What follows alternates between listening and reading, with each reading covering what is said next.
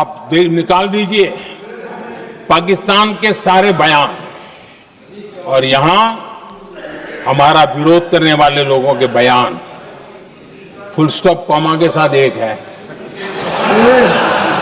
क्या कहेंगे इसको? और बुरा लगता है सच बोलते हैं तो। पाकिस्तान के साथ सुर में सुर मिला दिया जाता है। आदरणीय अध्यक्ष जी, देश हैरान है। कांग्रेस ने पाकिस्तान को क्लीन चिट दे दी है।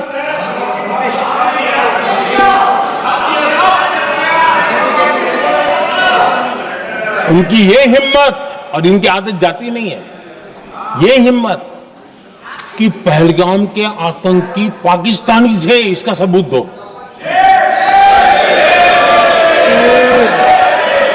क्या कह रहे हो तुम लोग? तो कौन सा तरीका है? और यही मांग पाकिस्तान कर रहा है जो कांग्रेस कर रही है। और आदरणीय अध्यक्ष जी, आज जब सबूतों की कोई कमी नहीं है, सब कुछ आंखों के सामने दिखता है, तब ये हालत है। अगर ये सबूत ना होते तो क्या करते ये लोग, आप बताइए। आदरणीय अध्यक्ष जी,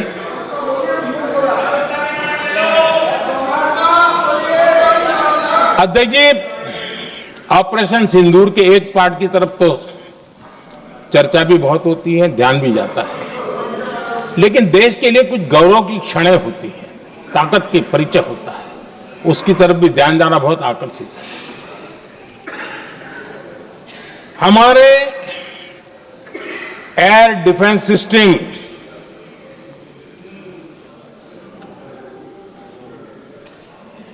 दुनिया में इसकी चर्चा है।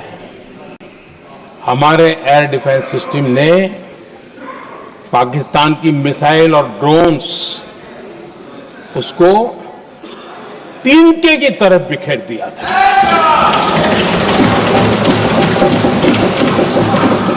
आदरणीय अध्यक्ष जी, मैं एक आंकड़ा आज बताना चाहता हूं, पूरा देश गर्व से भर जाएगा। कुछ लोगों का क्या होगा मैं नहीं जानता, पूरा देश गर्व से भर जाएगा। 9 मई को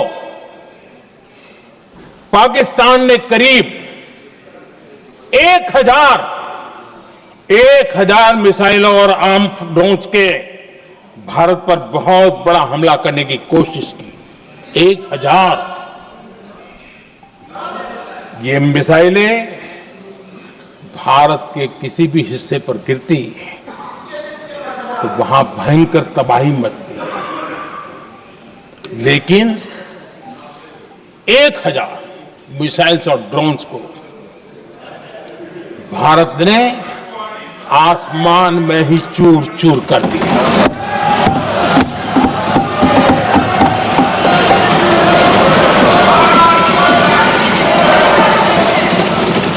हर देशवासी को इससे गर्व हो रहा, लेकिन जैसे कांग्रेस के लोग इंतजार कर रहे थे, कुछ तो गड़बड़ होगी यार, मोदी मरेगा, कहीं तो फंसेगा।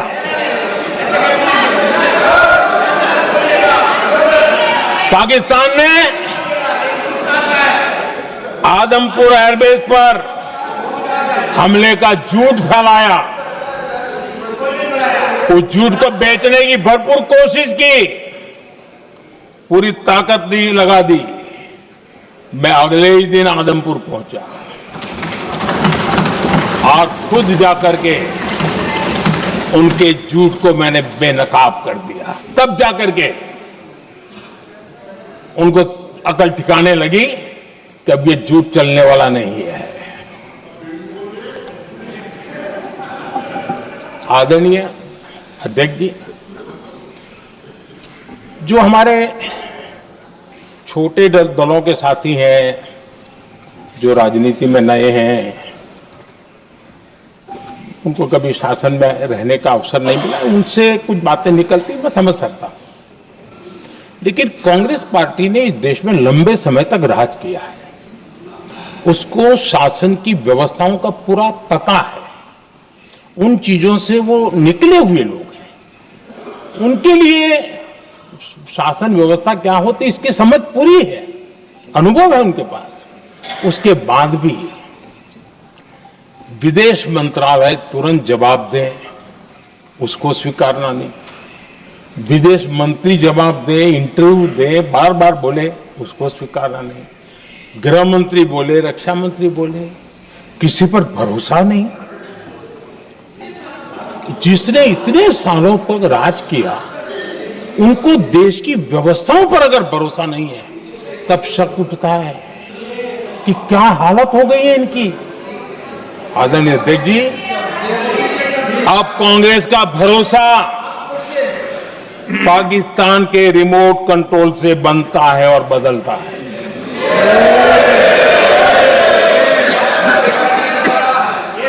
आदरणीय अध्यक्ष जी, एक बिल्कुल कांग्रेस के नए सदस्य, यानी उनको तो क्षमा करनी चाहिए, नए सदस्य को क्या कहेंगे, लेकिन कांग्रेस के आका जो उनको लिख करके देते हैं और उनसे बुलवाते हैं, खुद में हिम्मत नहीं है, उनसे बुलवाते हैं कि ऑपरेशन सिंदूर ये तो तमाशा था, ये आतंकवादियों ने जिन 26 लोगों को मौत के घाट उतारा था ना, उस भयंकर क्रूर घटना पर ये तेजाब छिड़कने वाला पाप है। तमाशा कहते हो? आपकी असहमति हो सकती है, और ये कांग्रेस के नेता बुलवाते हैं।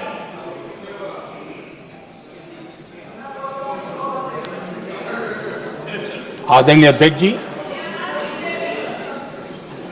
पहलगाम के हमलावरों को कल हमारे सुरक्षा बलों ने ऑपरेशन महादेव करके अपने अंजाम तक पहुंचाया।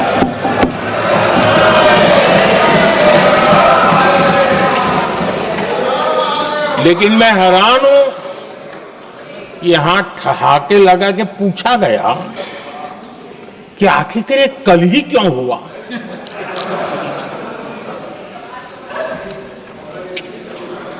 अब ये क्या हो गया है, मुझे समझ नहीं आ रहा है।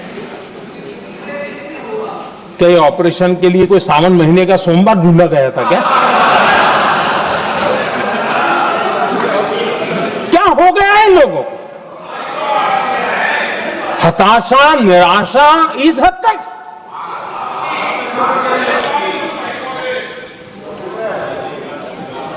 और देखिए मजा, पिछले कई सप्ताह से हाँ ऑपरेशन सिंदूर हो गया तो ठीक है, पहलगाम के आतंकियों का क्या हुआ, पहलगाम के आतंकियों का अब हुआ तो कल क्यों हुआ।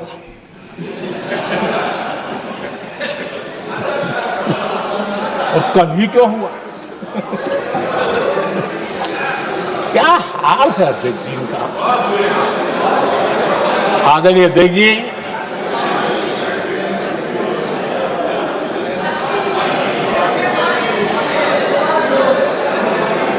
आदरणीय अध्यक्ष जी, शास्त्रों में कहा गया है, हमारे शास्त्रों में कहा गया है, शस्त्रेण रक्षिते राष्ट्रे, शस्त्रेण रक्षिते राष्ट्रे शास्त्र चर्चा प्रवर्तते।